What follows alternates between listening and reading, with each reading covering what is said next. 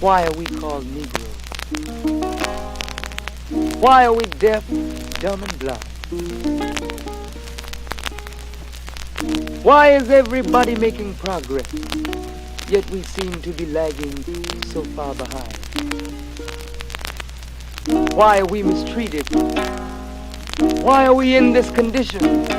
Stripped of our name, our language, our culture, our God, and our religion.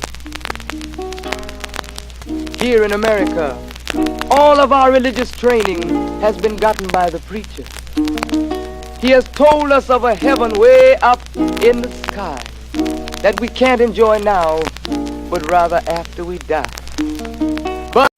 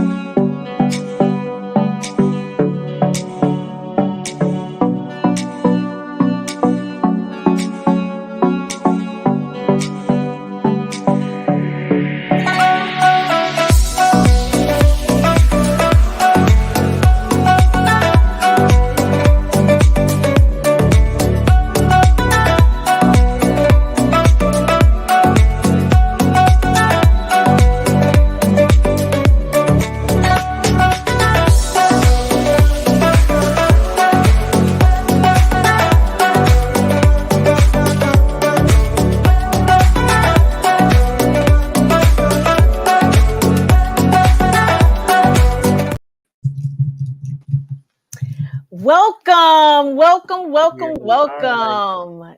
Yes. Good evening, and welcome to Thursday Night Talks. I am your immediate look. What they call it? What would they call me? They would call me the interim Interim. MC, the interim MC of ceremony. I am Brother your Mark's gonna do interim. the beatbox. Right, your interim. And I want to welcome you all to this wonderful evening. Again, please, please, if you have not yet did the liberty of doing what we all know to do, that is Yes. like, share, subscribe. All It's in not that hard. order. It's Like, not hard to share, do. Just push just that just button just and push the push that button. button and push that button. That is, and you All you know gotta what? do.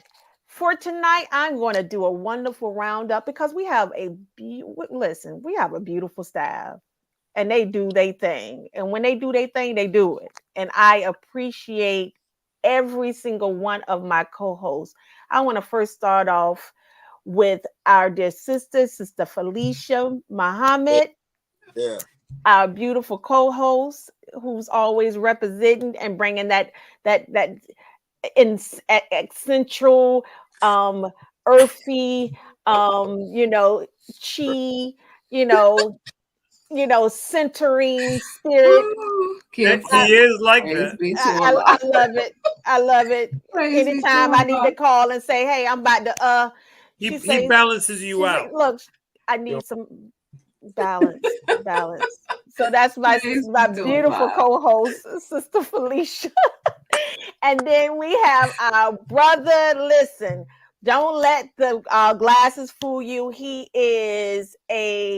don't think that he's a genius, but he's a genius in my book. He Every time I come to him with a problem, he is quick to solve it, like yeah. expediently. And I'd be like, brother Mark, something like, oh, this is what you need to do. And he's just so calm about it. He's like kind of like the Barry White of IT. So that's my dear brother, brother Mark X. Alhamdulillah. Praises be to Allah. And then we have our brother who wears multiple hats. I mean, I don't think that there is one, you know, title that he has not yet had in the galaxy. And he's also my look, he's also my hierarchy. Yeah, you'd be like, clearly thought. No, he's my hierarchy. I actually report to him on numerous occasions in the protocol department. He's our regional protocol director of the 7th region, and it's our dear brother. And He's he throwing up balances all you the out time. and he also balancing me out because I'd be like, brother Philip, and so he does balance me out. He makes me look good. He makes me look good as well. My dear brother, brother Philip Muhammad. Yes. And last but never, ever, ever, ever the least. Yeah, don't always, even count me out. Listen, I would never, ever count you out, Brother Tony. Brother Tony, listen. Brother Tony is my go-to brother. He's always that go and fetch brother and come back with some jewels. He is the one that, you know, again, when you're talking about the Doublemint twins, he's that Doublemint twin for me as it relates to the coalition. And I thank him so much from the bottom of my heart because he also keeps me grounded. And again, I'm just your interim. So y'all just look at it, take a picture. It might last long, but I won't be doing this next Thursday because guess what? As a matter of fact, we will be in at Savior's Day next Thursday. So we will not be here. So for those of you who are looking and listening, we will be in Detroit celebrating the beautiful day of Savior's Day. And I love the concept of Savior's Day because our show and our mission is to help save lives. So we are not only saviors, but we are also saviors. So I pray to Allah that you all please, please, please like and share. And we are going to just go right into the program because, again, I hope you have your pens and paper. I, too, going to have mine. And, again, when you all are not doing anything outside of this beautiful show, you can always go to our Facebook page as well as our YouTube page, and you can just stroll down with all type of beautiful information that we have actually shared over the years broadcasting. So without further ado, I'm going to pass it over to our dear brother, Brother Tony. Brother Tony, the floor is yours. All praise due to Allah. Sister Kalila, I am honored and I'm humbled by, and I'm very grateful to be on this platform. Let me begin properly. In the name of Allah, the Beneficent, the Merciful, I bear witness to the oneness of Allah who came in the person of Master Fard Muhammad, the Supreme Being to whom holy praises are forever due. I am forever thankful to Almighty God Allah for the most honorable Elijah Muhammad, the eternal leader of the nation of Islam. And I thank Allah for that wonderful and awesome Redeemer in our midst that's redeeming the multitudes of our people back to God Himself. I thank Allah for the Honorable Minister Louis Farrakhan. Assalamu alaikum. Peace be unto you. Happy Savior's Day. Happy Savior's Day. In fact, Savior's Day commemorates the birth of the one that we identify as being the Savior. That's right. Muhammad. That's right. Who, through his active work, raised the most honorable Elijah Muhammad, who in turn became a savior to us. That's right. And the Honorable Minister Louis Farrakhan, who was prepared specifically for the most honorable Elijah Muhammad to do this mighty work, this mantle of responsibility that he has taken on. He has been a savior to our people, and he in turn is making saviors today. That's right. We ourselves, we're striving to be in that line of divine ourselves. And that's why we have here Thursday night talks, and we are the 7th Region Coalition to Help Save Lives. That's the 7th right. Region Coalition to Help Save Lives was set up by our Student Regional Minister, Student Minister Patrick Muhammad, soon after the criterion message of the Honorable Minister Louis Farrakhan on July 4th, 2020. And we were originally put together to warn our people and to educate our people about a dangerous inoculation that the enemy produced, that really unleashed it on our people. Mm. And we, for many weeks and months, that's what we discussed and try to warn our people about. But at a certain point, the conversation had to be broadened, and we are discussing the issue and the topic of saving lives in general, in all aspects of life, through the 9 ministries given to us by the Honorable Minister Louis Farrakhan. It is through the 9 ministries that we are discussing topics, and the focus always is through saving lives. That's why always you see on the flyer now, we just recently incorporated this, but every time that you see a flyer announcing one of our events, you will see a lighthouse. That's right there, right. as we are seeking to become beacons of light for our people. And all of our guests, they themselves are beacons of light. And that's why we bring on such quality programming and quality guests to be a testimonial and to be guides on how we can save lives and how really how we can save our own lives if we apply the knowledge that we are given. So on that note, Sister Kalila, the ministry for tonight that we are focusing on is, in fact, the Ministry of Agriculture. Yes, yes. As the topic tonight is the science of urban farming. But this ministry, the Ministry of Agriculture, is responsible for the development and maintenance of a system of sustainable agriculture to provide wholesome, natural food to the members of society. In addition to food, this ministry is responsible for the production of raw materials required to build good homes and manufacture clothing. And who doesn't need that? All of us do. All of us are in need. And so tonight we are looking forward to this awesome conversation with these wonderful believers in the Nation of Islam that will give a testimonial. That's right. What kind of work they are dedicating themselves today to help save lives. Yes, sir, brother. Pass it back over to you, Sister Khalil. Praises be to Allah. And listen, I'm trying to get me some tomatoes and some cucumbers and all of that good stuff. So I ain't finna try. Brother Mark, let's get that bio read into the You trying to go to Whole Foods who takes Listen, I ain't trying to do that. I want to go walk outside and get me some. I want to get my own product. Whole Foods. They taking a whole check.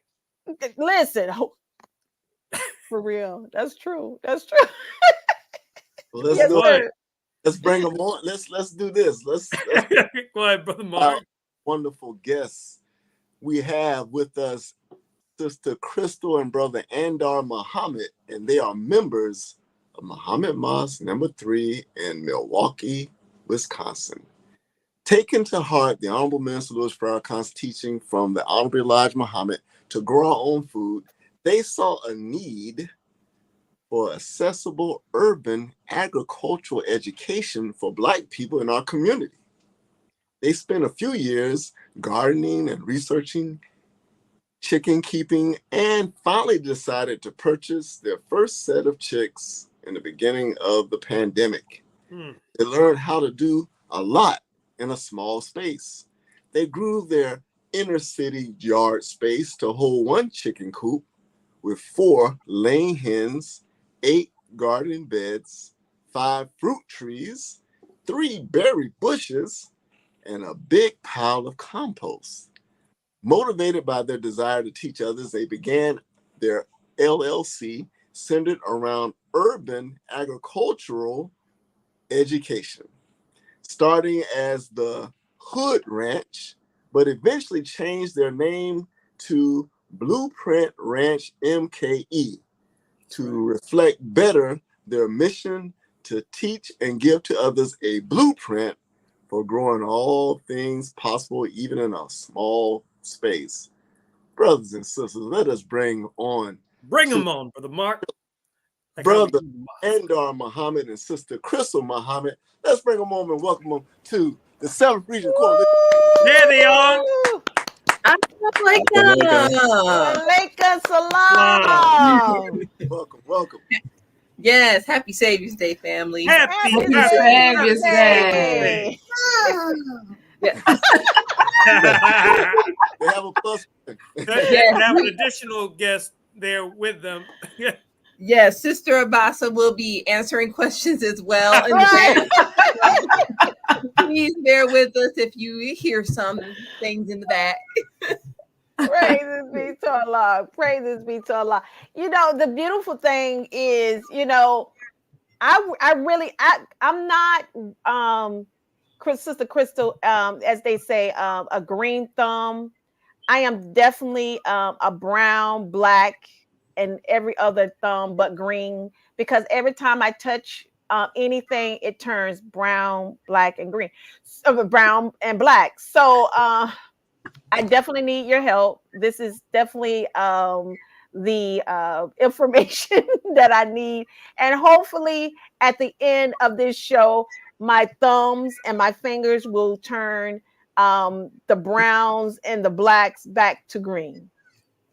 So Oh, sister, we don't even accept that. You have the God thumb. That's what you have. Don't worry. Oh, okay. well, yeah, well, I got the leaves and stuff to prove it. So Okay. maybe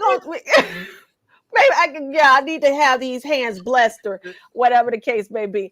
But Sister Kalila, yes, sir. commercial interruption. Yeah. Interruption right here. Sister Fatima Muhammad joining us from Jamaica. Thank you, 7th Region Coalition and Student Minister Patrick. One of the best shows on earth. All praises to Allah. I just wanted Oh, praises to Allah, commercial Sister right there to my Fatima sister. from Jamaica. Well, That's what Praises be to Allah. Listen, back to these She work brown. in the What? protocol of Black She and getting does. She Green. does. Showing up and showing out. Yes, Yes. AKA Sister Bridget. Yes. Alhamdulillah. Praises be to Allah. So Well, about God, these. sister. Look at Brother Philip. Brother Philip, can I talk about these brown and black hands, please? So the first question I have is, can you discuss in detail how you actually started your urban farming? How did that begin? Yes, ma'am, sister. Okay. Yeah. So yes, ma'am, sister. You know what? It's very funny you say that, because my very first experience with growing anything was a very similar experience to your sister Kalila. So I actually remember, and Brother Andar can bear me witness, I actually tried to start a little garden with very little knowledge. This was probably about 12 years ago. I tried to start a garden, very little knowledge. I took some seeds, took a bare patch of soil in my backyard, and I just put seeds there. And I thought I was doing something because all this green started coming up. And I'm like, dang, I should have labeled this. I don't even remember what I planted. So check it out. I called a brother over who's in our city. Some of you may know him, brother Charles. He was a former captain here in Milwaukee. Yes, ma'am. But he came and I was like, brother, what are these? No, this is time before there were apps to tell you what you Right. planted. Right. And he looked at, he kind of laughed at me. He said, sister, these are all weeds. And and I was so devastated. I was like, oh my God, all that work. I perceived it as a lot of work at the time. And I was very upset. I was pretty new in the nation still. I had only been in a couple years, and I'm like, well, dang. And so I you know what was so funny? Out of frustration, I had like some leftover seeds, and I just threw them in my front yard. I just I threw the rest of them. And as Allah is my witness, the next year, like, because it was like it overwintered, the next year there was like luscious plants growing in the front. And so I was like, Wow. oh, And because at first I'm like, wait, where did those come from? And then it dawned on me. I was like, those are the seeds I threw. So that was like a sign from Allah to me that I can grow something. I just have to be more studied and more meticulous and more aware. And so I didn't revisit it again until just a little bit, maybe 2 or 3 years before the pandemic, because there was a program here in Milwaukee. Okay. They would install, if you lived in an inner city neighborhood or what they would consider a poor neighborhood, which we did, they would install a garden bed for you for like $25. Oh. And I said, wow. Oh, well, I guess that's what I'm about to do. So I'm like, because $25, what do you have to lose? Right. And so at our old house, we ended up getting a garden bed, and it did so well. And I just bought starter plants out of a nursery that's down the street from our house, and we had a lot of food. And then we just kind of started rolling. And before you knew it, we was like really doing something. And then I can let Brother Andar tell you about how we added chickens to the mix and how it's really him who had it evolve from here, even though he tried to act like it wasn't. But I can let him tell you about the chickens. Chickens, okay. He said chickens, okay. One thing that my wife was involved in here in the central region, I think some other, I don't know how many were participating, but there was a MGT event at the Minister's Farm in Michigan. Mm-hmm. And I think that was a catalyst for a lot of activity for our nation to grow.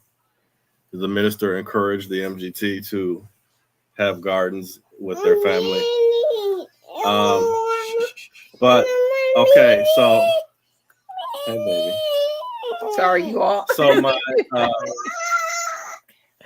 so then Sister Crystal is like, hey, let's get chickens.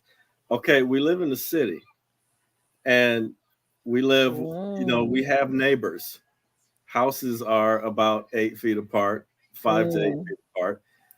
And we got a backyard that's mostly a concrete slab. So my wife is talking about chickens, and I'm like, no. Immediately, no. And so she would not leave me alone.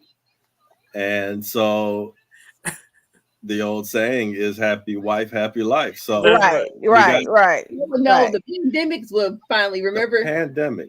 Okay, yeah, the pandemic. And egg prices shot up and grocery stores shelves were empty. And I'm like, and also my favorite show is The Walking Dead. So Andar. Yes, sir. Yes. I'm there with you. So she is like showing me all of her research, and there's a farm and supply store about 30 minutes from Milwaukee they sell chicks and they sell all the equipment, and I'm just like, okay. So we start, and check this out. Chicks only cost like $2.50. Oh. Yeah. And okay. So I'm like, she convinced me, and she talked to me about how much we'd save. We finally got them. Make a long story short, you can buy a coop. You can buy a coop just like IKEA furniture and just put it together. And so here we are with these chickens in the backyard, and I had no idea. I had not the slightest clue of how chickens work. I mean, I didn't know. A lot of people don't know that they just lay eggs. They lay an egg a day. And most people think that chickens got to mate with a rooster to have an egg, but that's the female hen just lays an egg a day. That's what they do. So You got 4 chickens laying an egg a day. You got 4 eggs a day. I did the math and I wrote it down. 28 eggs a week. Oh, wow. 112 eggs a month. So if you do the math, just let me run through this real quick. I wrote it down a while ago. We have we pay about $75 every 2 to 3 months for chicken feed. You got about $6 that these are purchases that are ongoing after you buy the coop. About $6 it costs for a bale of pine shavings, which we use for bedding. And you can get that at Menards. I don't know if you got Menards there or hardware. No, but a hardware store. Thing. Yeah. Yeah. Okay. Or Tractor Supply or Farm and Fleet if y'all got that down there, but like Okay. a farm store. Okay. With just 4 chickens, that's only at 112 eggs a month. Mm. You're only paying about 33 cents per egg. And that's with what we have. Now, if you have more chickens than we do, your costs will go down eventually because it kind of just even, like, chickens, they eat their food. I mean, it's like if you have a whole lot of chickens, it kind of, it seems like it shouldn't, but the price of the egg, especially depending on how you raise them, can go down. We only have 4, and that's all you can have. But that's why we have to operate in a very unique way. Because we're in the city, we don't have big open country and a lot of land. Like, we literally just have a backyard, and that's it. And so we have to operate in a way that, okay, baby, we have to operate in a way that makes sense. Right. So 4 chickens work for us. Honestly, we could add more and it really would not take away from our operation, but it's just the laws of our land, and every urban area is different. The average is about 4. And I see that brother, I think that's Brother Ghazi. He said they also eat vegetable scraps and they love watermelon. Yes, they absolutely love watermelon. Our chickens, their favorite food happens to be apples. So love apples. And there's this I love to fry some eggs with some apple chickens. Yeah. Listen, Sister Felicia, don't do that. I'm just imagining that chickens eating the apples. Apples, and yes. And I have How healthy, apple. yeah. Thank you. And so, there's Continue, Sister misconception, Chris. though, and I just have to say that this is misconception. And I know y'all probably got questions. I'm sorry, we could talk about No, that. go get. Listen, I like that concept though. Okay, go ahead, because they can eat what I eat. Yes, Good. they can. Yeah. I want y'all to keep in mind, chicken, the Honorable Elijah Muhammad said in How to Eat to Live that chickens by nature are filthy, right? Like, they'll eat anything, you have to raise them away from filth, which is absolutely true. We can bear witness to that. But the other thing is this: chickens are not vegetarian. If you go to the store, we could talk about egg types, because if you go to the store and you get the eggs that are vegetarian fed, just know that those chickens are high corn, high soy diets, because they have protein in their diet. They're not vegetarians by nature. So that is an unnatural diet for them. So you are actually, if you think you're doing the right thing by getting a vegetarian fed egg, right? But truthfully, that's probably worse than just getting a conventional egg, because it's not their diet. It's not what they're supposed to eat. They are supposed to have access to little bugs and little critters in your garden. It's what they eat. Right. But when you see their habits and how they eat, and we can talk about egg types. Oh my God, there's so many. I'm gonna tell you, the enemy has some very deceptive practices in how he sells things to us. But okay, I'm sorry. That's it. No, you're good. Sis. Yeah. You're good. We do have a question from the audience here by Brother Sean Paul Muhammad. My husband, child. Oh Lord, we started at God. Go ahead. Go ahead, Brother Sean. He says, "Assalamu alaikum, family. My wife and I grew lettuce." It's putting you out. This is the Kalila. He did. We tried. My I'm wife telling and you. I we grew did. lettuce, cucumbers, squash, zucchini, and watermelons. We were able to harvest the lettuce with no problem, but a lot of veggies and all of the watermelons were destroyed by bugs and insects. How can we protect the crops so that we can harvest more of it next time? You know what? That's a really good question. And it kind of depends. Do y'all know what ate it by chance? Bugs. Just do you know what kind of bug? Because it kind of depends.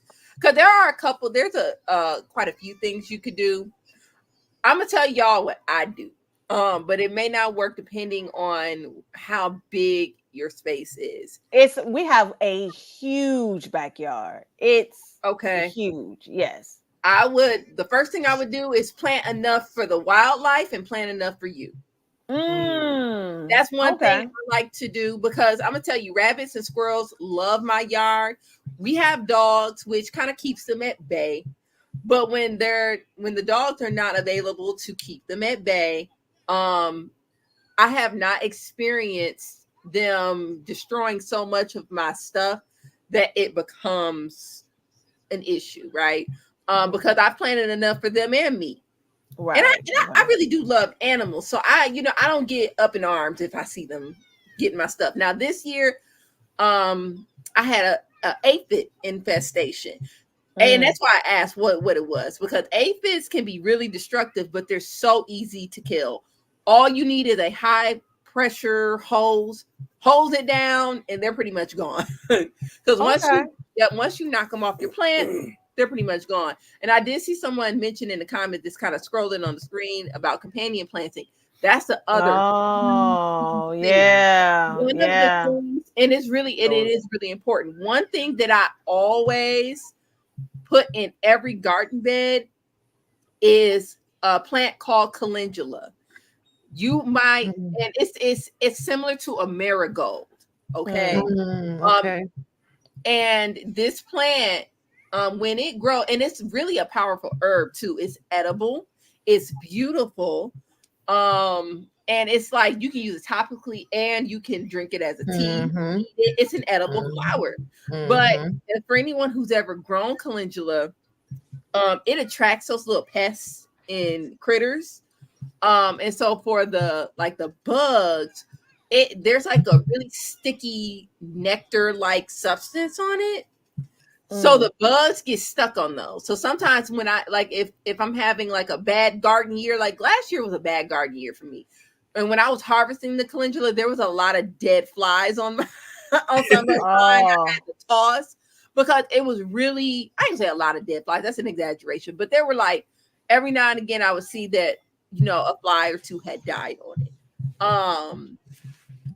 But it's a really good deterrent for critters. And the other thing is, when your plants are planted in such a way that each plant is feeding off of each other, or like they're giving something to each other, I should say. Right. It makes the plant stronger and more resilient and resistant to disease and pests. Because the more resilient, because the other thing, swamp things ate them. The other thing is that sometimes your plants get eaten because they're just weak. Right. Okay. And they're deficient in nutrients. So also, it's like survival of the fittest. So the other thing is, if you have, sometimes your stuff will just kind of die off. It'll get disease because it's just an unhealthy plant. So it's like survival of the fittest. I'm gonna get the one that's easy to get. So there's a lot of different things. That's why I kind of like, well, what ate it? Because each thing does require something else. So you do, and I would always, even natural pesticides, I'd be careful with, because you can kill bees with even natural pesticides. So that mean type. Neem oil is natural, but it'll also kill bees. So you don't want that. You want your butterflies and your dragonflies. You want to attract. It's better to try to get along with the environment you're in than trying to work against it. work against it or conquer the environment to make it what you want. Just respect what Allah has made of the environment, Come on. and a lot of your stuff will thrive that way. Sister Crystal, in Brother Andar, in respects to the service that we provide, what is natural. You both provide a service there in Milwaukee. In cities like Milwaukee is very commonplace for our people live in the midst of food deserts, places where there's no sustainable food that is cultivated. How can the development of your farm, how has it really made an impact on the lives of others in the community and have given them new vision? Well, yes, sir. One of the services that we're providing this year is that we are actually we got a grant we got it last year, but it's for this year. We're actually going to be building free coops for 5 families in the community, and providing them with chickens and classes on how to take care of them. So that's one of our major accomplishments as far as making it urban agriculture accessible. Because a lot of people, even though, I mean, chickens, to be honest, are really simple, but it doesn't feel simple when you think about all the things you have to do and you're not educated on it. So we've actually, so we partnered with another farm that gave us the money to do this. So that's going to be a major thing we're doing this year. We already got, we had a few families kind of change their mind, but not because they didn't want the chickens, but they're like moving, they're doing the other things are going on in their life. And so it's just totally understandable. So once we fill those slots, we'll be building that in a couple of months when the weather warms up. And so it'll be a service that will be provided for families, and hopefully we can replicate it next year on a larger scale, because there were campaigns in like the 40s and like stuff like that. Like the government was actually running campaigns like pressing families during, I think it was during I can't remember if it was World War I or World War II, but they was pushing out this propaganda for every family to get chickens or to start a home garden, because there were all these supply chain issues, and they're like, feed yourself, it's American to get your own chicken farm, things like that.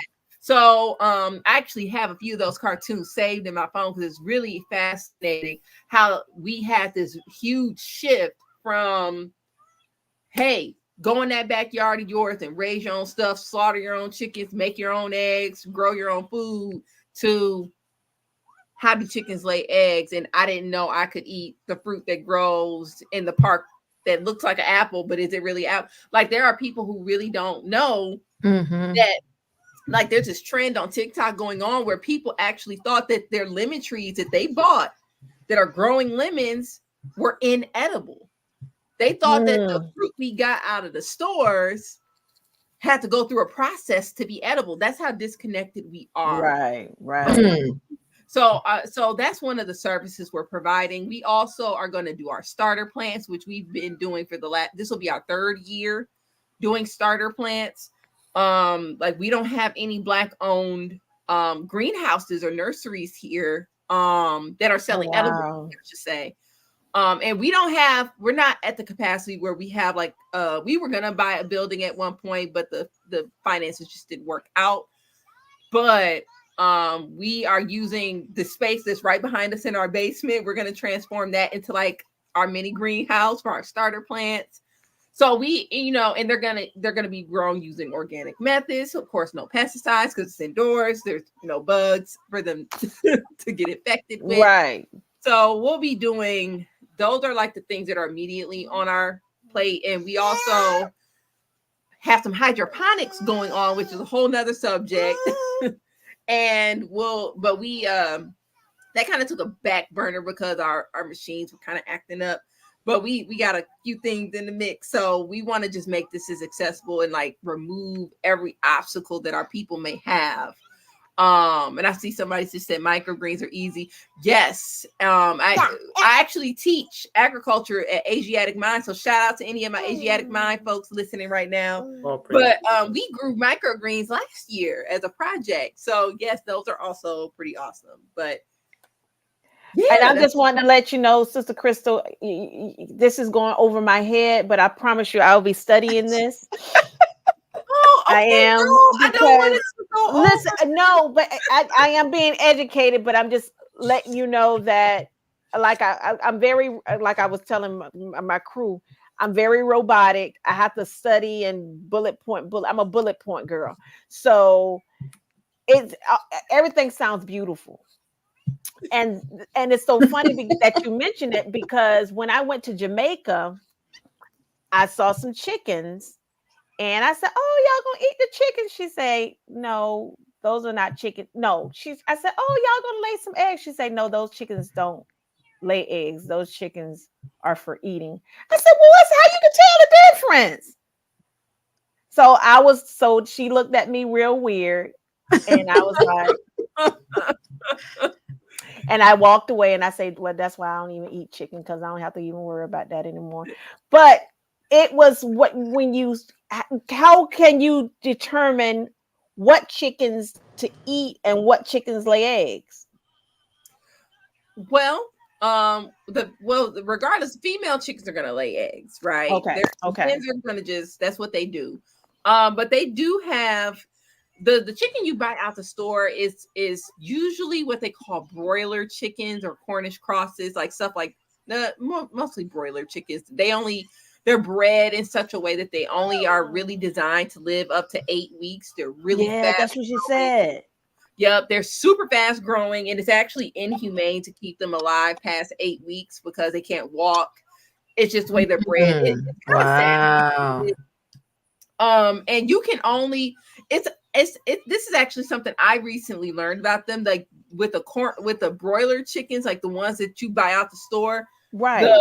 The breeding for those are so meticulous that you can't even do it at home. Like I could not.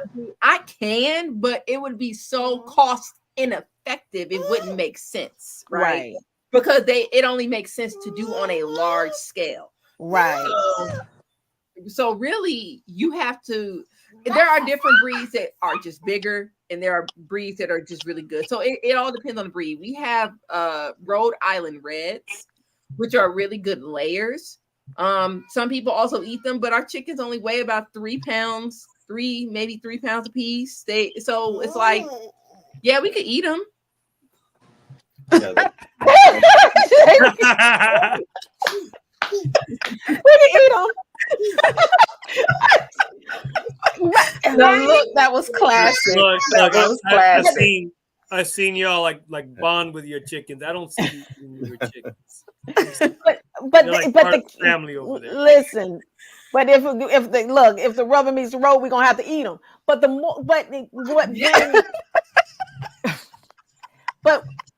I'm you're not lying. You listen. So that chicken looking pretty good right now. So and the thing is, because again, she bought a lot of them, and a couple of them died, and I was like, well, what you gonna do with that one? You gonna eat that one too? And of course my facial expression is really is not good. She was like, no, you don't eat that one. You have to, you do the neck. And I was like, so you don't want to eat that chicken, it's already dead, but you'd rather kill the chicken and eat that one. I said, oh, okay. So she tuned me out, and she just, because Jamaican people, let me tell you something. When you start acting like I'm just saying, when you don't act like you educated enough, they will not want to talk to you. Most of them. Some of them are very nice. They'll tell you what's going on. But the one that I, was talking to, she was like, yeah, go on, find you somebody to play with. But the moral of it is, I'm glad that you are bringing that to our attention. Yes. Thank you. And you know what? Look, the Holy Quran says we don't eat anything that dies of itself. So when our Okay. That's chicken, right. There you when go. our chicken died, we did not eat it. Right. Okay. We buried her and said R.I.P. Sorry about that. No, 'cause Sorry that you got game bang, but okay. Yep. Yeah. And so even with the halal slaughtering method, and you should only eat. You really only supposed to eat animals that was, slaughtered in a halal way, technically. Right. And so we wouldn't eat anything that died of itself. So if all our chickens were to kick the bucket, they just all gonna get buried. There's no. Okay. No, there's no way, because we don't know why you died. Yeah. And so now if you died of Right. a salmonella, for example, Right. Okay. which they can get and die of, which we've never had that issue, but now we got it. So Right. we wouldn't do. Now the chicken you buy at the store, you don't know how those things die, and I highly doubt they're gonna be like, oh no, we shouldn't serve this. They're just gonna give you anything. So Right. yeah. Sister Crystal, I have a question for you, Sister Crystal. Can y'all hear me well? Y'all, we good? Yes, sir. Yes. Because Yes, I sir. keep Yes. getting kicked out of the thing. All right, wonderful. There is a landmark book that our very own Dr. Ridgely wrote, and the Nation of Islam's guru of farming, Dr. Ridgely, and he wrote the book that's entitled "The Science and Business of Farming versus the Art and Hobby of Gardening." Now, there's so much talk about urban farming when most people are really gardening. Can you make a little distinction between gardening and farming, just to add a little more context to what we're talking about? Well, I have that book. I bought it last year at Savior's Day. It's a great book, right?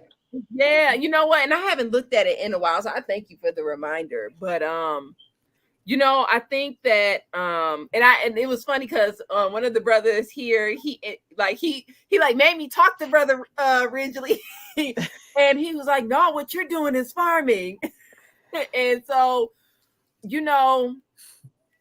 farming really is designed. I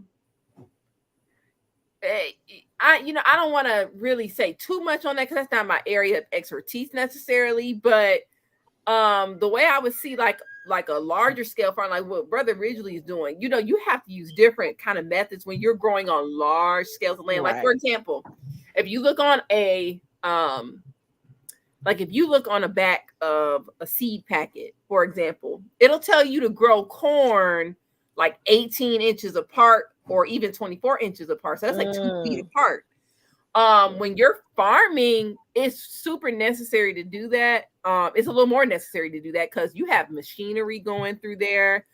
And there are other methods. There's fertilization that they have to do to make those be profitable. So it operates far differently than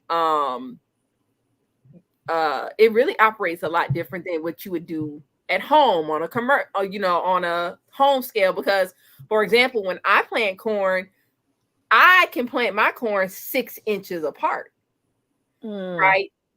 And so, and I know, I follow a lot of what Brother Ridgely does, like on social media. I don't think he posts as much as he used to, but I used to see the struggles when you are especially with organic farming. Organic farming, like on a commercial scale, takes so much land. It takes so much work. Yes. And that's really, and it can be a challenge. So I can see that there's a huge difference because organic farm, like if I got a 4x8 plot in my backyard, it'll take me, 20 minutes to take the weeds out by hand. But imagine you got 10 acres, you can't do that, right? Right. And so what we're doing, which kind of sets us apart just a little bit, we found a way to make some of what we do profitable, like our starter plants, for example. But kind of like doing the math, like we started to sell our eggs, but I'm like, I did the math. Me and Brother Andar, he had to step away just for a moment. But we did the math, and it was like the math ain't Mathing. right? Like what we would have to sell these eggs for to really make money doesn't make sense for anyone. Right. And so it would only make sense. Like, so that's kind of like a home garden. That's like a homestead type of thing. So what we've done is we'll go from the education standpoint. So we'll tell you how to do this so you can get your own eggs. You don't have to buy it from us. Right. We would rather tell you how to do it. Now, as far as the urban farm piece, the most profitable thing for urban farming is like they do a lot of microgreens. They do a lot of hydroponics is pretty profitable, especially if you're in a major city. And if hydroponics are now like Elon Musk and his crew is even getting into not Elon Musk. I'm sorry. Jeff Bezos. Jeff Bezos. Thank you. He's getting into he actually, one of his relatives has a plant 30 miles from here in Milwaukee that like is a really profitable hydroponic business. There's also another large hydroponic farm here in Milwaukee as well that they are doing. I don't know how they're doing right now, but they were really profitable and moving. So it kind of just operates differently. But like what we're doing, honestly, what we're doing is more taking the education aspect, because it's when you're living in a city, like Andar said earlier, the houses here are 8 feet apart, right? So you're a little limited in what you can do. So it's better to tell our people how to do this, because I can grow enough on the scale that I'm growing to feed our whole family. Really, if I really did it like without like interruption, like if I could dedicate all day in summer and like do nothing else, I could feed us for really a year. Oh wow. But, because there are methods you can use. So I'll just say that. I didn't want to say too much on that, because I've never farmed on a large scale. I want to, but I've never farmed on like that big farm scale. And I do know that there's a huge difference between like a huge farm that can feed a nation versus what I'm doing.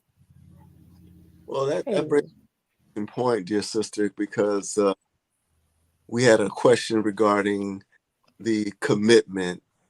So like for those that are considering it, is this life of urban gardening or farming, is it all or nothing? Is there a way to do it part-time? Or how many hours a week do you personally devote to it?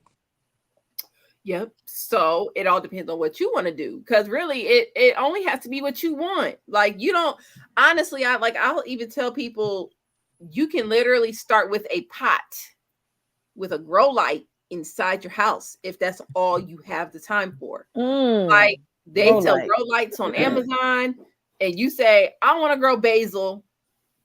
That's all I have the commitment for. Or I want to grow spinach. That's all I got time for. I want to grow lettuce. That's all I got time for. Like when we moved to this house, we were it was so funny because we hired 2 men in a truck to help us move. I was pregnant at the time. And typically I'll do heavy lifting. I don't have an issue with it, but I'm like, there's no way. I was like 5-6 months pregnant. I wasn't lifting anything. We hired 2 men in a truck when we had to move. It was during the pandemic, so we didn't want to pull the believers in. And so these poor sisters came. They did a good job, but we felt so bad because they were sisters and, they were moving this stuff. And I'm like, dang. So like we gave them a huge tip, and we also gave them, because they were so impressed. They saw our chickens. They saw all the stuff we were growing. And they was like, I always wanted to do it. It just seemed so hard. I was actually growing lettuce in these pots. I was just doing an experiment. And I was growing, it was like romaine lettuce. And so basically, if you grow romaine lettuce, for example, you could eat that the entire summer off of one pot. And so you can cut it and it's just going to regrow. Like you don't pull it out the soil, you just cut it right above the root and it'll just keep going. Whole summer, it'll keep going, because what the lettuce wants to do, it wants to shoot out flowers and make seed. And if you keep interrupting the process, it's just going to keep growing leaves, which is so beautiful. So I just told them this, and I'm like, y'all just take this pot and you can eat salad all summer with this. So I only say that to say, you could really do it as big as you want or as little as you want. It doesn't have to be that deep. Start with something easy. Herbs and lettuce and spinach are pretty easy. But I find that the most work I have to do is always in the beginning of the season. I like to plant in a way when I do my companion planting, because I don't want to be working hard the entire summer on it. I'm not, of course, I last summer, even though it was a bad growing season because of kind of how the weather was, we had this huge, y'all remember, I don't know if y'all was affected by it down in Florida, but we had smog and smoke everywhere from the Canadian fires. Oh, okay. We didn't have much, No, not we this didn't. year. No. Oh, it was terrible. And I don't know. And then we had a very strange like cold snap. Like even our trees suffered. Our peaches did okay. But our apple trees, what ended up happening, they shot out these really beautiful blossoms, and then we hit a cold snap. All the blossoms fell, and we didn't get any apples because they just died off because of this cold snap we had. But what ended up happening last year, that despite all of the struggles we had, like we didn't have to water, even though we were in a drought. Also, the way I set up the garden, I mulched it so heavily that there was hardly any evaporation coming up. So I only had to water like once a week. Like the soil stayed pretty hydrated. We had other issues, but there's ways you can set your garden up that you don't have to work hard all year. You can make it as hard or as simple as you want it to be. I choose simple. Even our chickens are on auto. I'm trying to fool with y'all every day, because we going to Savior's Day in a couple days. We gonna clean their coop up real good. They gonna have all their water, their food. See y'all when we get back, and they're gonna be completely fine because we set up their coop that everything is automated. So they're gonna be good. Wow. Okay. So you mentioned this. You touched on it just a little bit. So can you go a little bit deeper about the possibilities of develop an urban farm in an apartment? Ooh, yes. I would recommend if you have like this, what my mother does. She grows in pots on her balcony. She has a little balcony. It's so tiny. You can't even sit out on it if you wanted to. It's so tiny. So she just uses it for her plants. She's grown jalapeno peppers, cucumbers, tomatoes. She's grown all kind of stuff out there. So that's the first thing I would recommend if you have a balcony. If you don't have a balcony, like if you live in like where, like, some people like in New York, some people don't even have that, right? I would go to hydroponics, to be honest. That would be my next step. Like, because you can grow everything with What's hydroponics for those that don't know? Yes. Yeah, the one. Okay, no, that's okay. Hydroponics is when literally using water and nutrients. So they have like, you can even get organic nutrients. They are hard to come by, but it's just water, lights, and nutrients. And I ain't gonna say you can grow anything. There are limits. It's harder to grow. Like, you can grow watermelon. I mean, is it worth it? I don't know, because watermelon need a lot of room. But they actually have heirloom tomatoes that only get about this big, and they're like little orange cherry tomatoes that grow really well. There's this cucumber that I attempted to grow in my hydroponics that I ended up kind of messing up, but it's called a Bayet Alpha cucumber that does not require any pollination. So you can grow it completely indoors. So you just have to kind of do your research to see what grows well. But all herbs will do well in it. Lettuces, lettuces and spinach varieties will do super well. We don't eat kale, but a lot of people grow kale in them. Again, I don't grow what I don't eat. So yeah, but I would honestly go to hydroponics if you have no other option. Hydroponics would be the way to go. Even aquaponics, but you need a little bit more space for that, and it kind of doesn't make sense doing it completely indoors. Hey, Miss Betty, one of my co-workers from she had some of my tomatoes last year.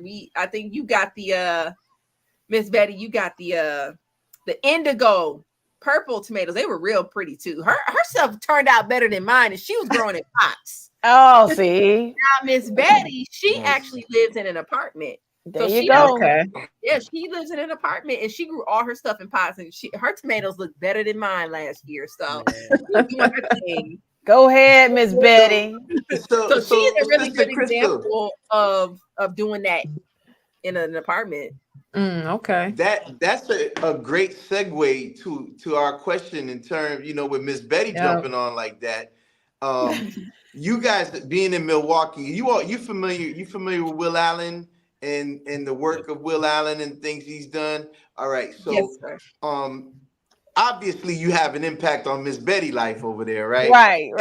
And Will Allen is like he set a whole trend in terms of how you could create a system to get young people off of the streets, to start generating money and cash and have a tremendous impact on the community. Has your urban farm outside of Miss Betty had an impact on your community? And can you talk about that a little bit? Can you share, some of the impact that you've experienced?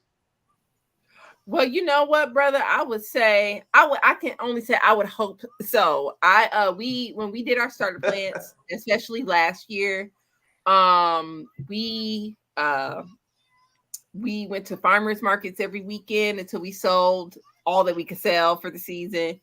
And so we had a huge opportunity to share what we know and share what our labor, the fruits of our labor with the community. I had a few folks from that I knew just from social media come through, get plants, people who had connections with the mosque come through, get plants. And like I mentioned earlier, even this year, the impact that we're moving forward with is installing the coops for our people in the community. We are also on one of our beautiful sisters here. Her name is Lena Taylor. She's a senator. She was a senator. I think she's moving on to a judge now. But she actually has a group. We meet monthly. It's an urban agriculture call. So we're getting connected with folks. So I would like to think so, Brother Philip. I hope that our impact is growing. And we look forward to doing even more for the community as we grow. I'll say this too, Allahu Akbar. especially when we started with the chickens. If you can imagine, we're in the inner city. Now here's this chicken coop, and we're surrounded by black folk now. City folk. So we had children gathering around to look at. Yeah, we did. Look at this weird. Who are these weird people with the chickens? And we also had some apple trees that were doing really good, and I mean, all of those apples went to the children every day. Can I have some apples? That is true. I forgot all about that. And so sometimes the impact, what we're trying to do is make it more consistent, but you can see the inspiration that people walk away inspired when they see these things. Yeah. And I will say the other thing, and I thank you, Andar, for reminding me, because I forgot about that, because we did, because where we lived at that time, especially now, we don't live too far from where we lived before when we started. But people did think, they was like, what do you mean you have chicken? So we would give our neighbors eggs, and also the children used to love the apples that we was growing in our backyard. I miss those apple trees because they were very high producers. And the other thing that we did that we're now having an impact on here, we actually turned our front lawn into a garden. We don't have a front lawn anymore. It is a complete growing machine. We have 4 trees in our front yard, and we have 4 garden beds as well, and we're going to add a little bit more to that too. So I've actually had some of our neighbors and just people walking by in the community, like if I'm outside with the baby and we're playing, they stop and talk to me about it. So it's an opportunity That's awesome. to teach about what we're doing, because it's Yeah. me and a neighbor, our neighbor next door. Her yard is similar to ours as well. I just happen to be outside a little bit more in the front, so I get a chance to talk to our people, and it's so exciting. And if I got something growing, I'm like, do you want something? You Oh, yeah, girl, I Yeah. want some. Yes. Because and that's part of the reason. And my neighbor actually thought it was weird, because she was like, you know, people gonna take your apples, because we have 2 apple trees in the front. And I said, I know. That's what they're here for.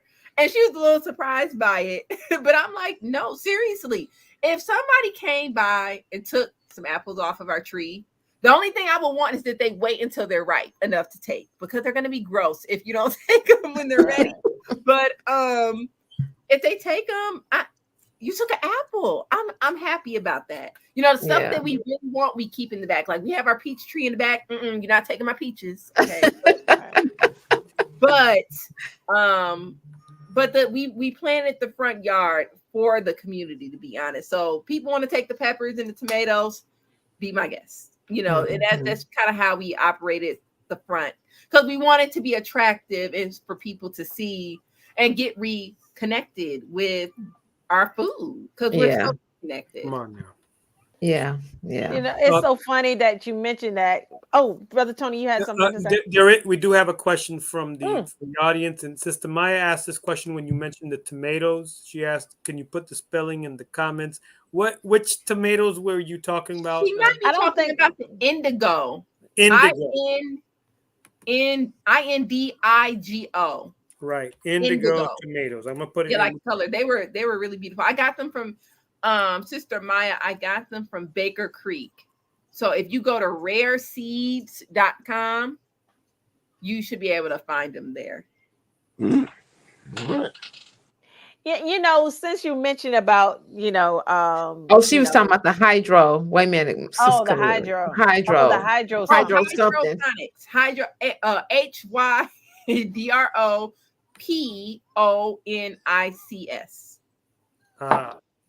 Hydroponics. Hydroponics. And there Not is, ebonics, but hydroponics. That's right. Yes. And there are so many different types of hydroponic. You can buy a ready-made system, and if you just look up, even on YouTube, there are people who will show you how to make them out of a bucket. Anything. You can turn a fish tank into a hydroponic system. There's all kind of stuff out there that's really easy to put together.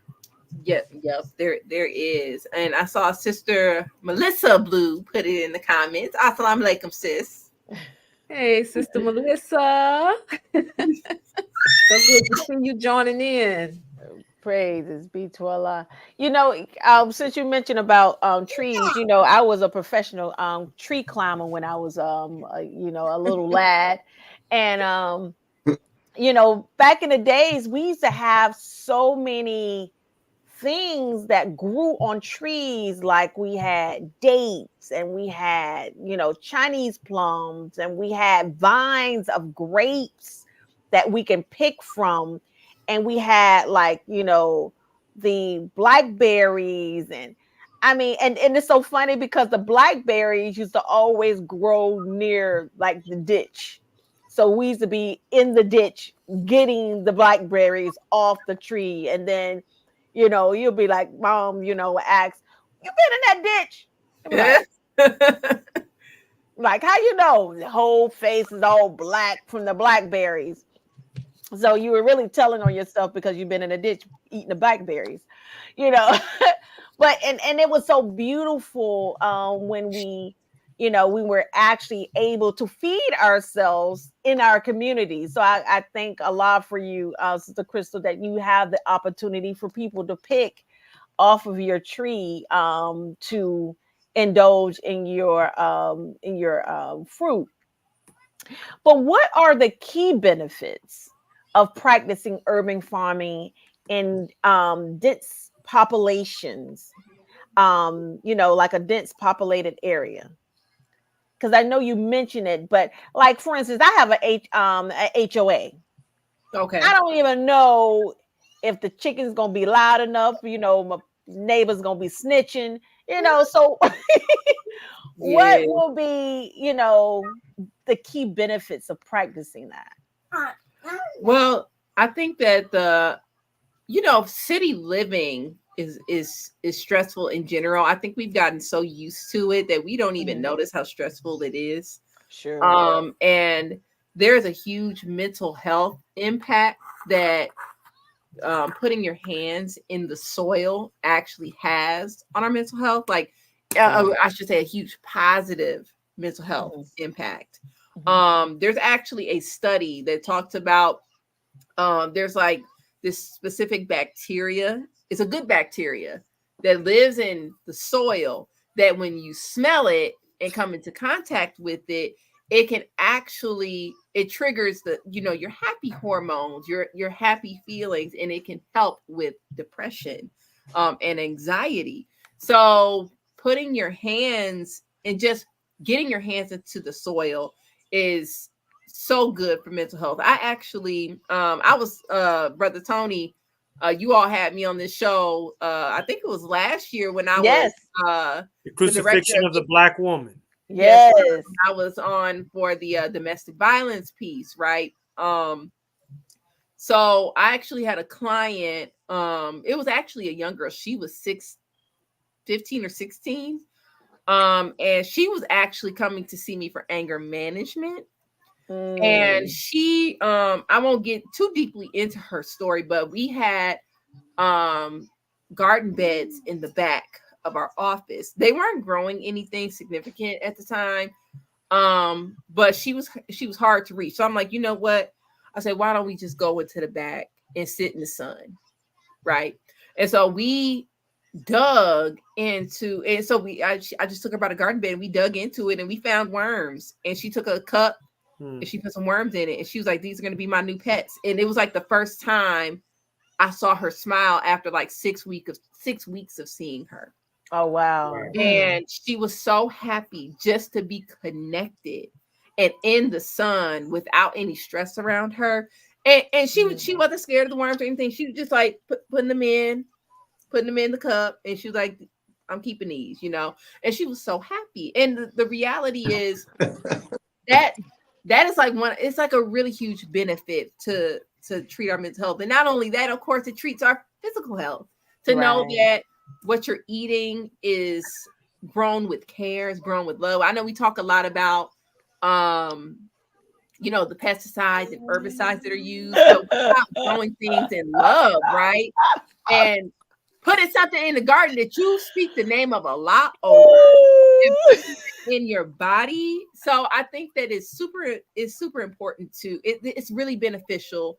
And also, just on the other note, a lot of the fruits that you buy out of the store, fruits and vegetables, they're picked before they're ripe. Right. So they don't even have an opportunity to get all of the nutrients that they would get had they been allowed to come to maturity. And they have to pick them early because they have to ship them. They have to process, they have to process them to some degree. They have to ship them to you. Then they have to sit in the store. Then you have to come and buy them. So of course they're going to pick them before they're ripe, because they'll go bad if they don't. And so if you grow it yourself, you have an opportunity, and you can control the health of your soil too, which will help your food be more nutritious. Because we know that the food we ate 50 to 60 years ago is far less nutritious than the food you eat today. That's right. So yeah. Sister Crystal, I have a related. That's a reminder. There's that song by Arrested Development where they say, "Stick your hands in the dirt. Children play with earth." Y'all know that song? Stick your hands in the dirt. Right. Children play with earth. Right. But I have Brother Andar, Sister Crystal, I have a related question. And I imagine it's different for in regards to the different climates and what kind of soil you're working with.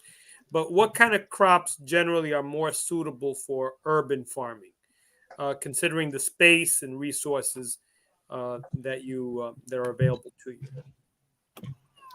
You know, brother, I've grown almost everything. I've grown everything except wheat so far. I've grown navy beans. I've grown, like, I think oats and wheats like are pretty much the only thing I haven't really grown.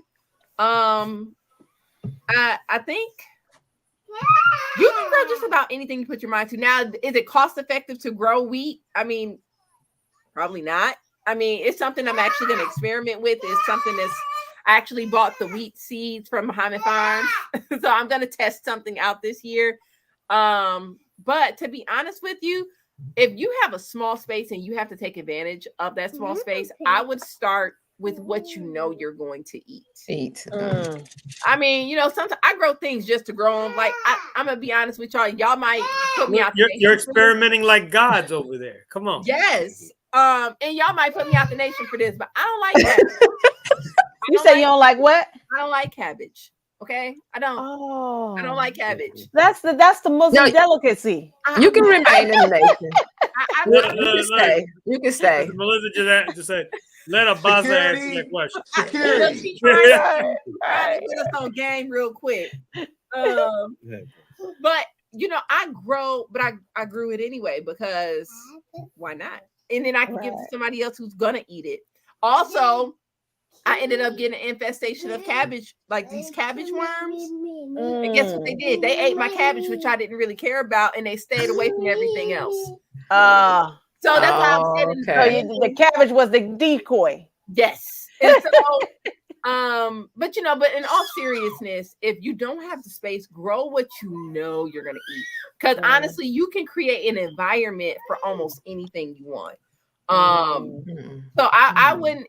I mean, because technically, like we live in Wisconsin, we can't grow turmeric, but I could if I created the environment. Yeah. But I would say, to be honest, though, it's better if you know you're just starting your favorite fruit or your favorite. I wouldn't say fruit necessarily because you know, a lot of it grows on trees and you may not have the space. But like your favorite veggie, just grow it. And I mean, you can do it. Yeah. Okay. Well, one of the things that you touched on, and maybe we can go a little further with just to make sure we got the full benefit of your expertise, is when you touched on community engagement and community education and how that contributes to the success of urban farming initiatives. One of the questions we had was, do you belong to a cooperative or do you work with other urban farmers, like-minded people in your area? Yeah, I wouldn't say we're a part of like a specific cooperative, but we do work with other farmers. Like our hydroponic system comes from a sister. Her name is Shelly Matthews, and she actually aided and assisted. She's like the owner of this company that we bought the hydroponic systems from. And so, and after we get off, I can even link it in the comments for all of those who were logged on to see it. They can shop and see what she has. But we bought. She's the sister. We bought our hydroponics from her. There's another sister here named Venus Williams who has Alice's Garden, which is a huge urban farm right here in the inner city in Milwaukee. And we've worked with her in the past. So, and it's been a real honor to work with her. And she's like an herbalist. She has an herbal apprentice program. She does a lot of great things. So we have worked with a lot of folks in our community. And we're hoping to expand as well. So, yeah, we're really excited about that. But that's kind of those connections we've made so far. Awesome. Mm-hmm. You know, staying on that frequency right there, Sister Crystal and Brother Andar, you know, we all experienced the impact of COVID-19 just a few years ago, and how the world just basically shut down. The food shelves were empty in the stores. In what ways can urban farming contribute to local food security and the resilience in the face of, you know, global challenges like that. Because we went through it. It was a dress rehearsal. And Yes, it was. what can, you know, how can Urban Farms speak to that? Well, honestly, brother Philip, that's when we took off. The world shut down, but our garden and farming was on and popping. So I mean, look, that was a break. I ain't gonna say it like that because it was the pandemic was serious and it affected a lot of people negatively. Right. But I thank Allah for the opportunity to take a pause and to see, like when the minister talked about how like we were like arrested, right? Like we had to stop what we were doing, right? And it really helped us to take off because we were able to pause all the more unimportant things we were doing and focus on what the messenger told us to get to. And so really, I like to look at this as our step towards separation, because if we can separate our mouths from the white man's kitchen and the enemy's kitchen, like we can start somewhere. We start here. So obviously, you know, we ain't all the way there yet, but that's what we're trying to do. So that I'm telling you, brother, that pandemic, it helped us get on and pop it. Praise. So there's a great connection you see in the urban farming and creating resilience and food security. Yeah. Yes, sir. Because if all of our people, because you know, when we, you know, it's so funny, brother, when we went to, like when we were going to the stores, like right in the beginning of the pandemic, we noticed that all the ramen noodles was gone. Like, not that we was looking for the ramen noodles. Right. But we going through because, you know, we just going through the store and I'm like, ramen noodles, all like the pastas are empty, navy beans all on the shelf. Right. All beans on the shelf. Wow. Like completely in stock. And I'm like, wow, okay, our people really don't know. Right. And so it's an opportunity to open. It's an opportunity to first lead with love because, you know, there's so many loving things about just gardening and so many spiritually uplifting things you can do in a garden. So if we can lead, that's why we did the front the way we did, so we can attract our people. Because now if I can lead you, like, here goes some food to eat. By the way, here go a final call. By the way, to the mosque, you know, it's an open, you know, building relationships. Yeah, yes. building relationships. And it does build resiliency as well, because if you start growing, like we got a sister she said she been trying to grow, you know, have her chickens and she can't get it quite right. So we gonna help her. So we want our people to eat. We want everybody to eat. And so that's really the goal, so that we can all be self-sufficient. On that note, Sister Crystal, thank you. How many families and people have you been able to teach in your experience? You said how many have we been able to teach? How many have been able to teach and show what you and your husband have been able to produce there in your home? Well, brother, you know what? I've never really taken. I haven't been keeping score. I really haven't, and you know, but these are interesting questions because it makes me think maybe we need to start counting. Yeah, brother, because maybe we need to start counting and really thinking about our reach, because then we can figure out if we need to be more effective or if we're as effective as we need to be. I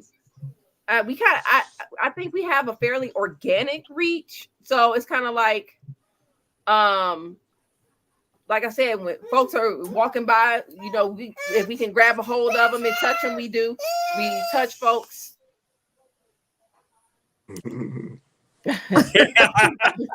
Sorry about this. She's trying to get some activity going. So, you know, and then we have our you know, then we, like I said, we have our farmers market. We've done things like there've been you know, events at the mosque, so that we participated in. So you know what? I wish I had a more concrete answer. I don't want to make nothing up. I don't want to overestimate. When you don't know the number, that means that you are doing the work. That's right. You are working your mission. Yeah, I don't want to overestimate or underestimate. We just going. Yes, man. we do have a question from the audience. Your sister Kalila.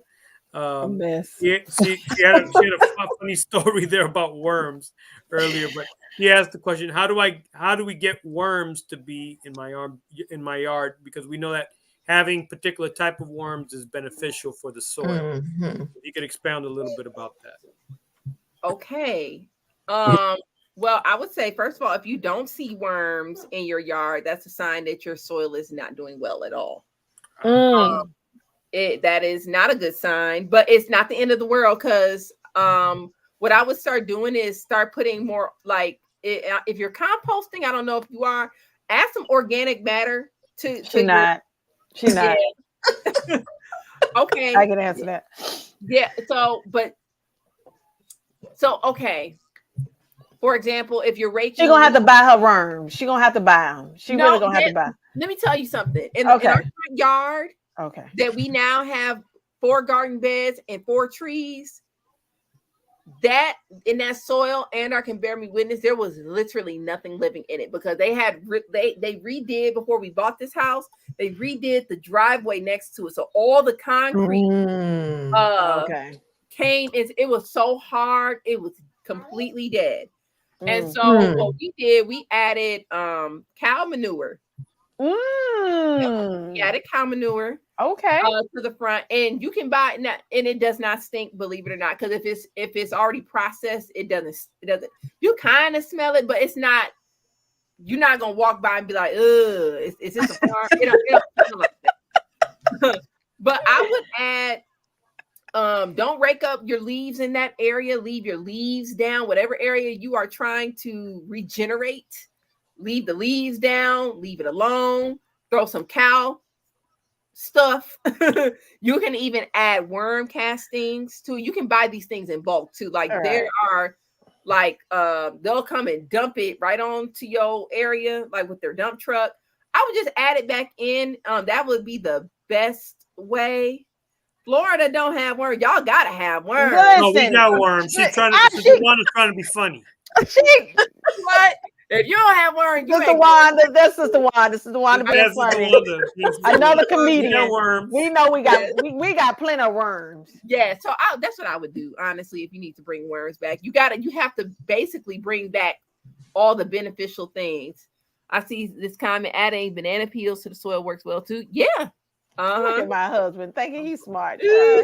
No, it does. Now, the only thing, you got to just wait. You need the worms and the bacteria to break it down, right? But yeah, the organic matter, the adding, things like banana peels, eggshells, things that worms want to eat. Right. They'll come back, because now that front part of my yard, if I dug a hole right now, I'm going to find a worm immediately. Maybe not right now, because we in winter. So they're probably really, really deep. But what's so funny, where my husband is walking with the baby back here, we actually have an indoor, we did this project with our agriculture class. We have an indoor worm farm back in the corner. Oh, wow. Too bad we can't get a tour, but okay.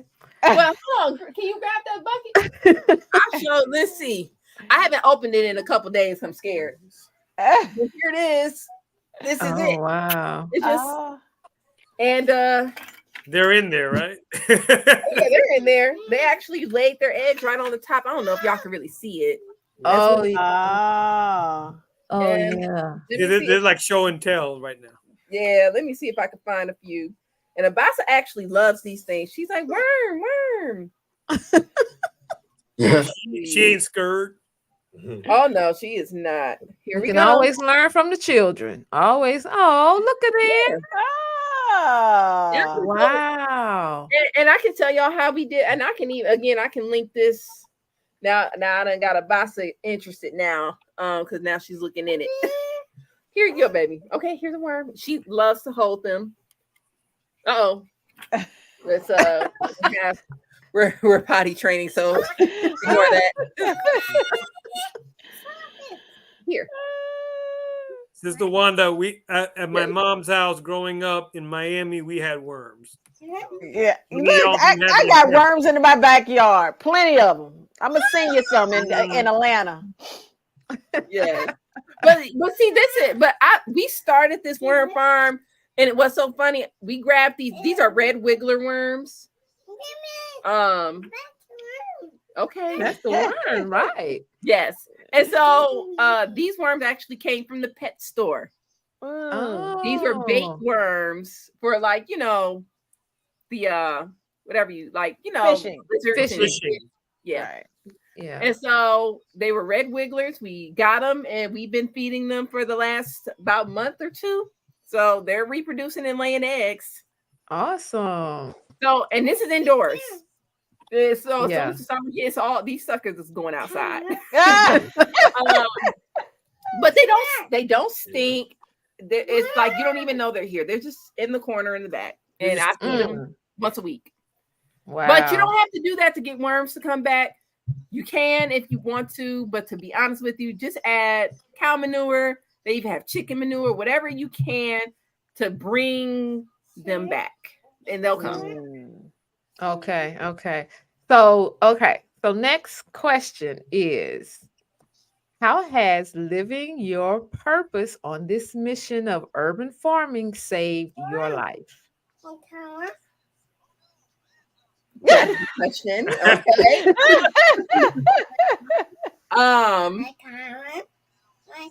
Man, I never really thought about it like that. Mm. You know what?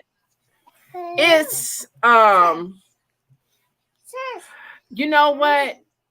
It's brought me so much.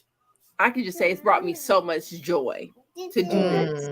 And Okay. it also, and it's making me to want to learn even more, because I don't like when I heard like the word expertise and like expert, I'm like, I'm still learning. I'm like, Right.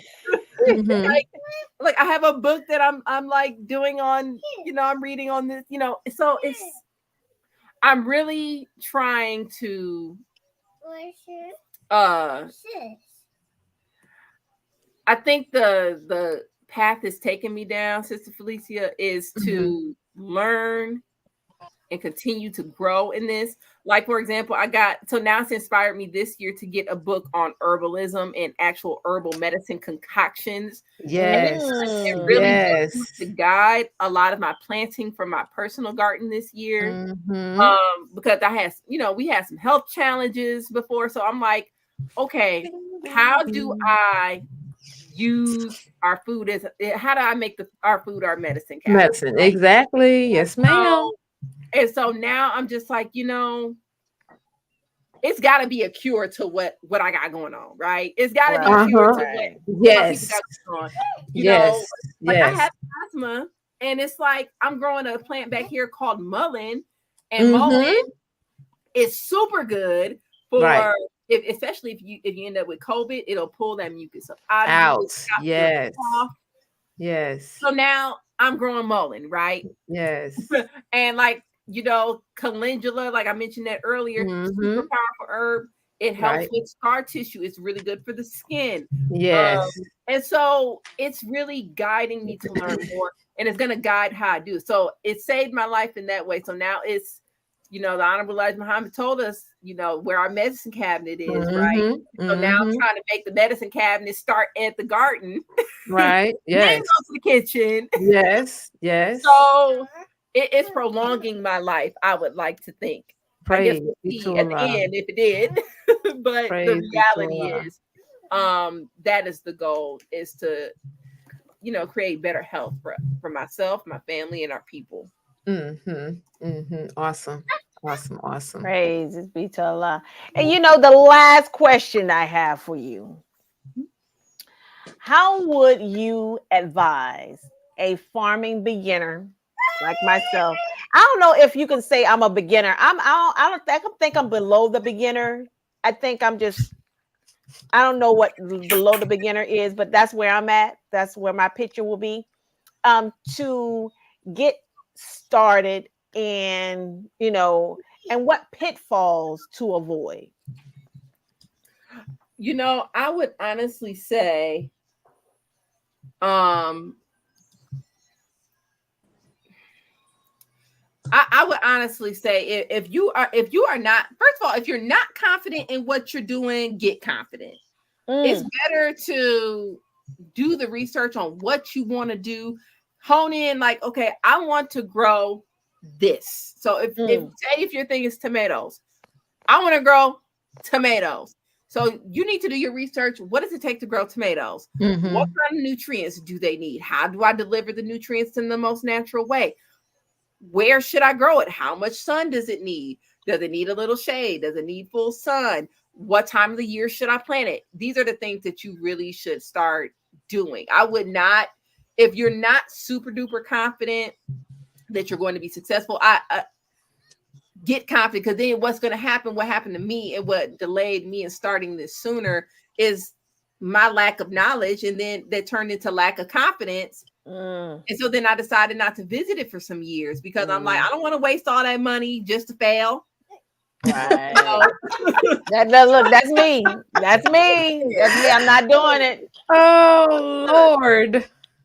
Look, I already know. Look, and the thing is, I wouldn't invest more than you're willing to lose. That's the other thing. Because I would say, even despite your best efforts, a lot is God. And sometimes the garden just don't work out.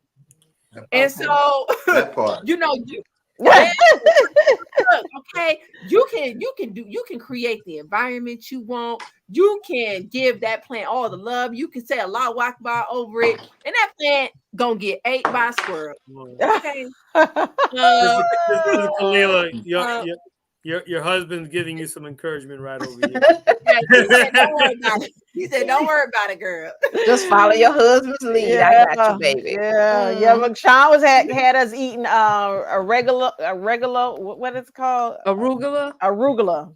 Okay. Ain't taste right. Ain't taste right to me. Ain't taste right. It's a little good for spicy. you. It's a little spicy. Yeah, but it was just no. But you know what it was? It was sweet. Really? Yeah, it was very sweet, and I was like, this don't taste like it was good, but it was sweet. So, yeah. But yeah, sis, that's all I would say. It's like, just start somewhere, and if you're really concerned about the money, I just keep trying till you get it, because honestly, you have to start somewhere, and you might do everything right, and I wouldn't even call it a failure. It's just a try again. Right. You're scientists, like you say, scientists. Yeah. And sometimes you could just have a bad seed that was just genetically bad. Yeah. I'm gonna try, because like I said, like my sister said, my mom had 8 of us.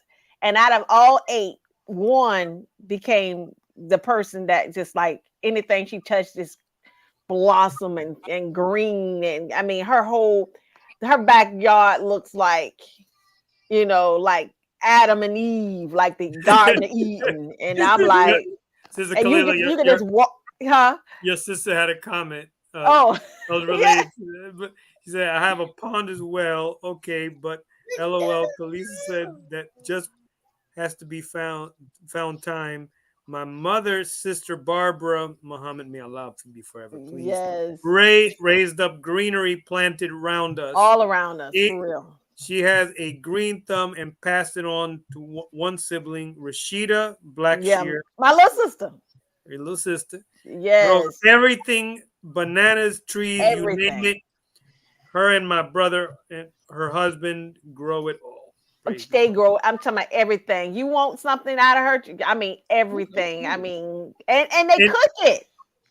And your sister asked a very important question here. Now that Sister Crystal and Brother Ando, you're doing this here together. Although Sister Crystal, we understand the circumstance. You've been answering most of the questions. I know, and I had to keep stepping away. How is it important for or good for married couples to do this together? And would you like to answer? Yes. Can you hear me? Yes. It's extremely important to have the brain and the janitor. Do all the cleaning up. Right. I think I'm gonna be the janitor. It's okay. I'd accept it. But it's you asked about how it saves our life, and come on. this has been, I mean, people talk about trying to keep things exciting in marriage and all these sort of things. Come on, beloved. It's extremely productive for our marriage. And we always have something to talk about and something to do together. Awesome. It's so beautiful, brother. And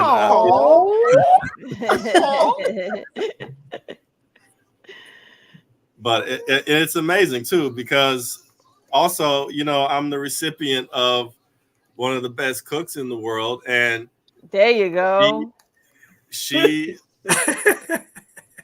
and this might go into some of the other questions too, because there have been times in the summer when the crops are really growing, and we didn't go grocery shopping. She goes outside, and then I get this vegetarian sandwich that's like gourmet. Yeah. And it all came out the garden like 5 minutes ago. Yes. That's live food right there. That's live electric. Yes.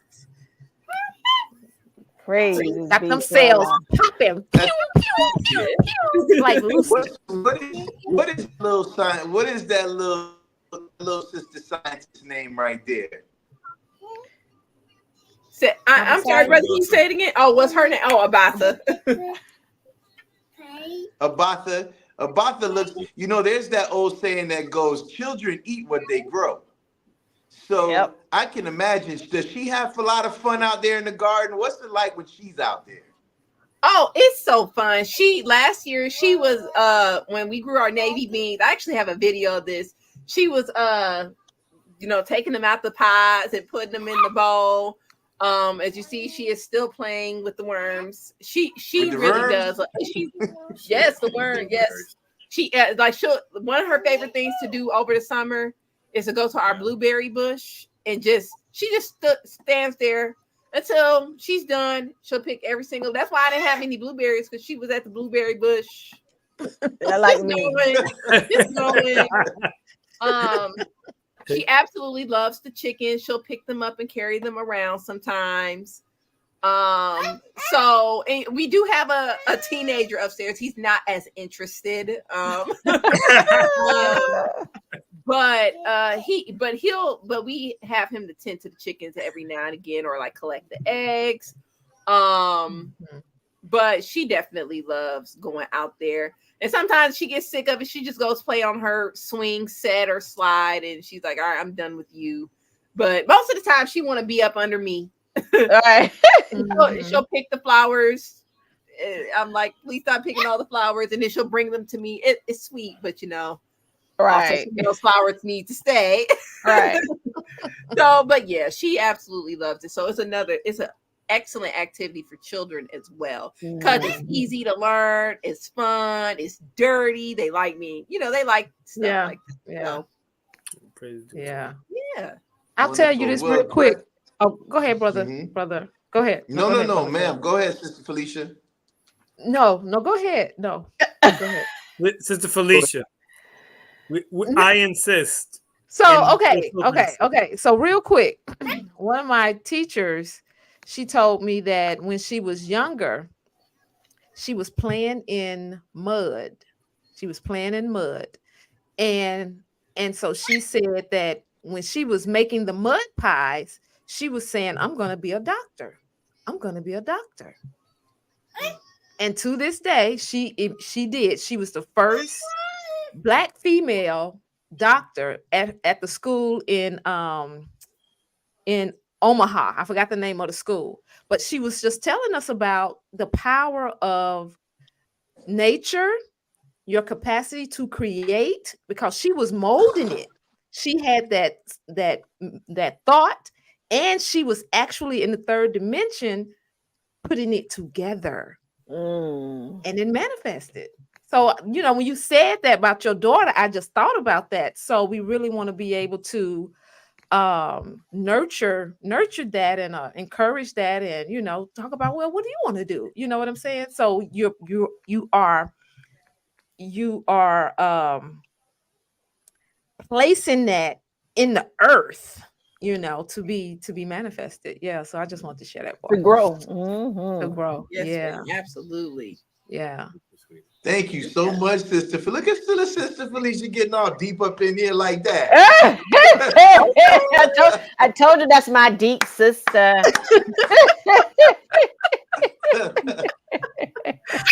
Well, Oh, Sister God. Crystal and Brother Andar, y'all have been so wonderful, and we want to share something with you all. We have a portion of our show that we call the Tree of the Week, right? And Tree it's of the the Tree of the week. Week, it's the Tree of the Tree of Week, the it's the Tree week. of the Week. That's a little Parliament Funkadelic remix of the Tree of the Week right there. But having said that, this week, what the Tree of the Week is that we kind of focus on a tree or an herb or something that grows that provides some kind of nourishment or something that we should know about. And this week's Tree of the Week is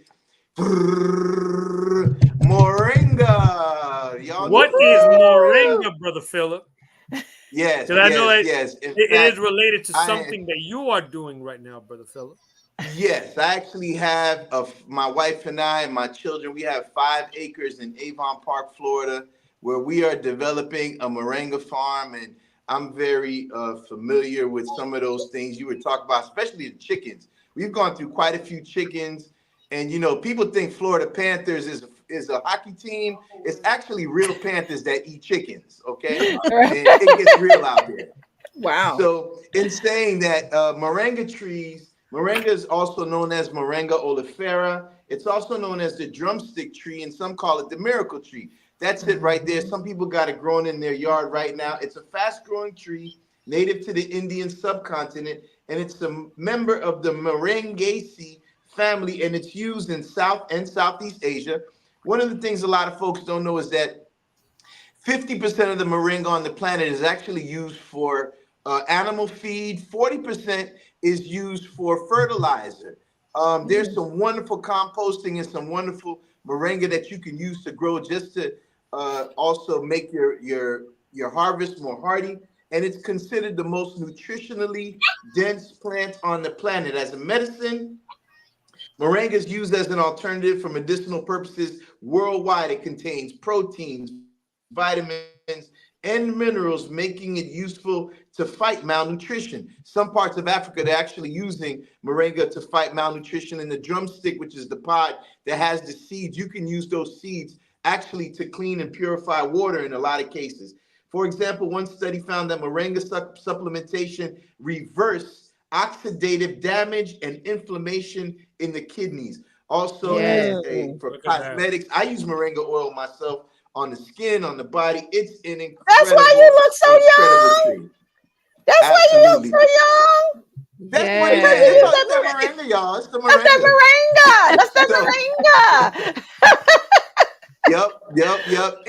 And I have a friend of mine whose father started a moringa farm in Jamaica. He started it because he heard that moringa can help you grow back your hair. So he started using it, and his hair started growing back. So he went all out and created a farm, and it's called Delightful Gardens Jamaica Moringa Farm. If y'all ever want to check that out. But that's our tree of the week this week. Brother Philip, I have many moringa trees in my community. Praise be to Allah. Oh, that's right, Sister Bridget, Sister Fatima in Jamaica. Matter of fact, now you see moringa here in Miami so much more in the stores, on the shelves, and the packets. It's people say money don't grow on trees. That's not true. You can't have no money without the trees that the paper comes from to make money. So, that's right. Having said that, thank you so much, Sister Fatima, for bearing witness, and Sister Kalila, the floor is yours. Praises be to Allah. Thank you for the floor.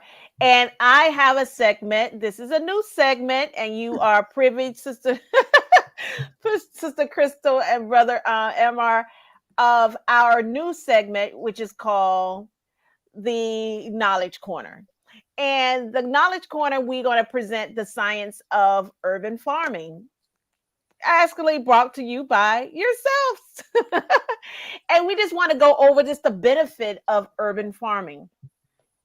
Urban agriculture allows for the development of a various environmental economic, and social events to surrounding communities, like you just was mentioning. Urban farming also reduce transportation costs. It helps reduce runoff, social. I'm sorry. It also reduces runoff associated with heavy rainfall, and also it feeds. I'm sorry. It leads to better health as it relates to air quality. Urban farming also helps in poor, and it can also help reduce poverty, which is very great, right? It Mhm. makes fresh food cheaper. It allows people with low income in low income areas to access affordable produce, as well as it also helps in, you know, getting more jobs, right? You know, like you look, when I get my farm, you know, hopefully, it will be helpful to me because I don't have to worry about, you know, going out to get food. I can just bring it back to the, you know, I can just come back and pick and bring it back into, you know, the house. So it helps and it saves me money. It also saves me not going to the store. It will save me gas, right? And it would create better opportunity for the community as it relates to fishing, right? Because you too also not only fish with your fruit, but you also fish with the word. And that is our knowledge corner. Thank you. Amen. Man.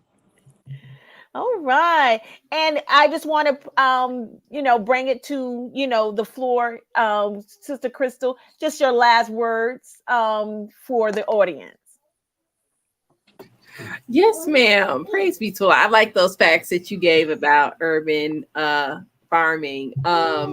You know, nobody had, like, we did a lot of extra with ours. We it was really because of Brother Andar that we turned this into a like a business venture, so to speak.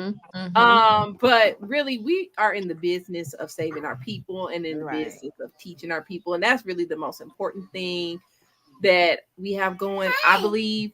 But and so that's why I'm like really happy that we did this, because I hope that anybody who is listening or who tunes in later will gather that no matter where they are, they can grow something for themselves, even and like don't underestimate how just doing one thing can be so beneficial for your health. Like I said, if all you grow is one pot of basil, a pot of lettuce, like if that's the only thing you do, you did something, you've taken a step really Right. towards separation. And because we have to get away from the control that these people have over our food. And because if they control our food, they control our lifeline. That's right. That is right.